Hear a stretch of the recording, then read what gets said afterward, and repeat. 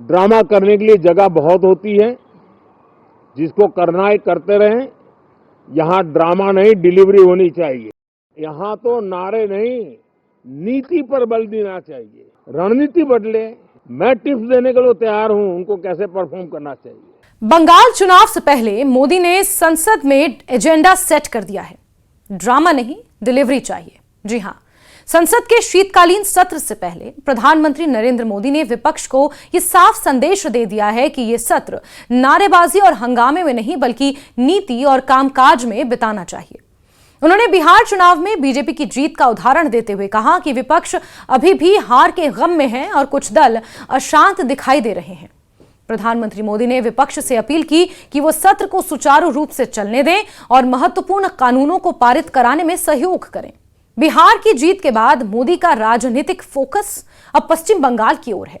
उन्होंने कहा कि जिस तरह बिहार ने जंगल राज से छुटकारा पाया, अब बंगाल की बारी है। और अगर प्रधानमंत्री के शब्दों में ही कहा जाए तो गंगा बिहार से बंगाल तक बहती है और बिहार ने बीजेपी के लिए बंगाल में जीत का मार्ग तय कर दिया है। अब बंगाल से भी हम जंगल राज हटाएंगे।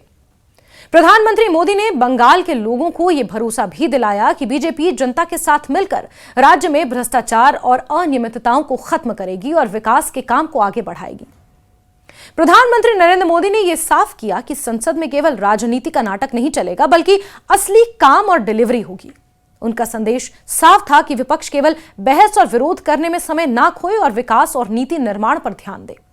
मोदी का यह भाषण न केवल संसद में विपक्ष के लिए चेतावनी था बल्कि ये बंगाल में चुनाव और वहां के विकास को लेकर बीजेपी की गंभीर तैयारी और प्रतिबद्धता का संकेत भी देता है। वहीं संसद का शीतकालीन सत्र 1 दिसंबर से शुरू हो चुका है, जो कि 19 दिसंबर तक चलेगा। सत्र की शुरुआत से पहले ही प्रधानमंत्री नरेंद्र मोदी ने विपक्ष को साफ संदेश दिया कि संसद केवल बहस और हंगामे का मंच नहीं है। उनका कहना था कि देश के हित में काम होना चाहिए और फैसले लिए जाने चाहिए, ना कि सिर्फ विवाद और नारेबाजी में समय बर्बाद हो। लेकिन पहले ही दिन सदन में गहमा गहमी का माहौल बन गया। लोकसभा में एसआईआर से जुड़े कई मुद्दों पर विपक्ष के लगातार शोर शराबे की वजह से पूरे दिन की कार्यवाही को टालना पड़ा। ये कोई नया दृश्य नहीं था। पिछले कई सत्रों में भी बिहार चुनाव प्रक्रिया, ऑपरेशन सिंदूर, राफेल और अमेरिकी राष्ट्रपति ट्रंप के बयान को लेकर लगातार हंगामा होता रहा है। जुलाई-अगस्त 2024 के मॉनसून सत्र में लोकसभा सिर्फ 29% समय और राज्यसभा 34% समय तक ही चल सकी। वहीं शीतकालीन सत्र में भी लोकसभा केवल 52% और राज्यसभा 39% समय तक ही सक्रिय रही। वहीं 18वीं लोकसभा में एक सत्र में 419 सवाल सूचीबद्ध थे, लेकिन केवल 55 सवालों के जवाब ही मिल पाए। कभी राफेल और कभी अन्य विवादों के कारण संसद बार बार स्थगित हुई। ऐसे में न केवल संसद का कीमती समय बर्बाद होता है बल्कि जनता के पैसे का भी नुकसान होता है। एक अनुमान के अनुसार संसद का हर मिनट करीब 2.5 लाख रुपए का होता है। यही कारण है कि देश भर में लोग बार बार कार्यवाही बाधित होने से नाराज रहते हैं और संसद की कार्य कुशलता पर सवाल उठाते हैं। विवादों और हंगामों के बीच भी केंद्र सरकार बार बार ये साफ कर चुकी है कि उसका मुख्य ध्यान हमेशा नीतिगत सुधारों और विकास संबंधी पहलुओं पर ही रहा है। पिछले कुछ सालों में कई बड़े बदलाव किए गए हैं, जिनसे देश के प्रशासनिक और आर्थिक ढांचे में सुधार हुआ है। उदाहरण के लिए अब रेल बजट और आम बजट को एकीकृत कर दिया गया है, जिससे बजट प्रक्रिया सरल और पारदर्शी हो गई है। इसके अलावा नया संसद भवन तैयार किया गया, जो आधुनिक सुविधाओं और तकनीक से लैस है। महिला सशक्तिकरण को बढ़ावा देने के लिए नारी शक्ति वंदन अधिनियम भी पारित किया गया। सरकार के अनुसार अब तक 421 बिल संसद से पारित किए जा चुके हैं, जबकि 1500 से अधिक पुराने और अप्रासंगिक कानूनों को हटाया जा चुका है। साथ ही संसद को आधुनिक और पेपरलेस बनाने पर भी लगातार काम किया जा रहा है, ताकि कार्यवाही तेज और प्रभावी हो सके। शीतकालीन सत्र में सरकार ने कुल 13 महत्वपूर्ण विधेयकों को लेकर चर्चा करने की योजना बनाई है। इसमें उच्च शिक्षा, राजमार्ग, परमाणु ऊर्जा, कॉर्पोरेट सुधार, बीमा और सुरक्षा जैसे क्षेत्रों से जुड़े कानून शामिल हैं। सरकार चाहती है कि इन सभी प्रस्तावों को समय पर पारित किया जाए, ताकि देश में विकास की गति तेज बनी रहे और प्रशासनिक सुधार लागू हो सकें। केंद्र का यह प्रयास दर्शाता है कि न केवल विवादों का सामना किया जा रहा है, बल्कि विकास और नीति सुधारों को प्राथमिकता भी दी जा रही है। वहीं लोकतंत्र की सबसे बड़ी ताकत यह है कि सरकार जनता के प्रति जवाबदेह होती है और विपक्ष उसकी जांच और सवाल करने की भूमिका अदा करता है। विपक्ष का काम है कि वो सरकार की नीतियों और फैसलों पर सवाल उठाए, आवश्यक संसाधनों का सुझाव दे और लोकतांत्रिक प्रक्रिया को मजबूत बनाए। लेकिन जब हर मुद्दे पर सिर्फ हंगामा होता है और बहस शुरू होने से पहले ही कार्यवाही रोक दी जाती है, तो संसद की मूल भावना पीछे छूट जाती है। ऐसा होने पर न केवल महत्वपूर्ण निर्णय टाल दिए जाते हैं, बल्कि देश की जनता के पैसे और समय का भी नुकसान होता है। जनता उम्मीद करती है कि उसके चुने हुए प्रतिनिधि संसद में देशहित के मुद्दों पर काम करें, अपनी आवाज उठाएं और मिलकर समाधान खोजें। संसद का उद्देश्य केवल विरोध या नारेबाजी नहीं है, बल्कि नीति निर्माण, कानून बनाने, विकास के मार्ग तैयार करने का भी है।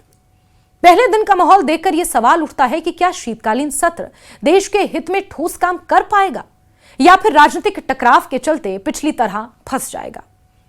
आने वाले हफ्तों में यह स्पष्ट हो जाएगा कि संसद में चर्चा और संवाद के जरिए काम आगे बढ़ेगा या विरोध और अड़चनों के कारण अहम फैसले फिर टल जाएंगे।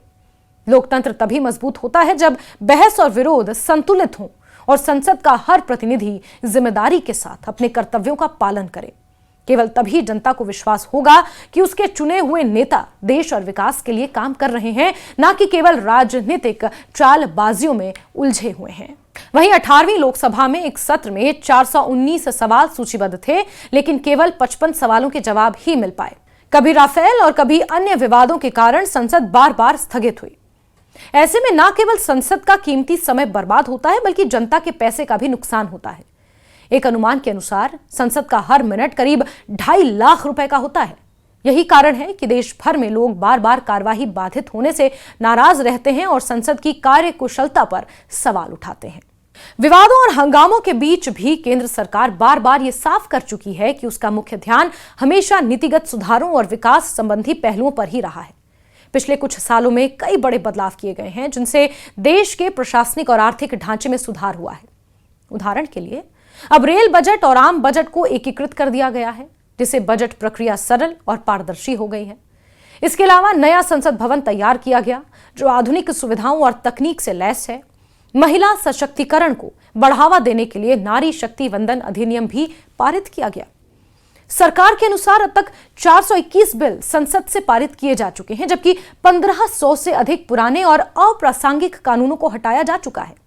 साथ ही संसद को आधुनिक और पेपरलेस बनाने पर भी लगातार काम किया जा रहा है, ताकि कार्यवाही तेज और प्रभावी हो सके। शीतकालीन सत्र में सरकार ने कुल 13 महत्वपूर्ण विधेयकों को लेकर चर्चा करने की योजना बनाई है। इसमें उच्च शिक्षा, राजमार्ग, परमाणु ऊर्जा, कॉर्पोरेट सुधार, बीमा और सुरक्षा जैसे क्षेत्रों से जुड़े कानून शामिल हैं। सरकार चाहती है कि इन सभी प्रस्तावों को समय पर पारित किया जाए, ताकि देश में विकास की गति तेज बनी रहे और प्रशासनिक सुधार लागू हो सकें।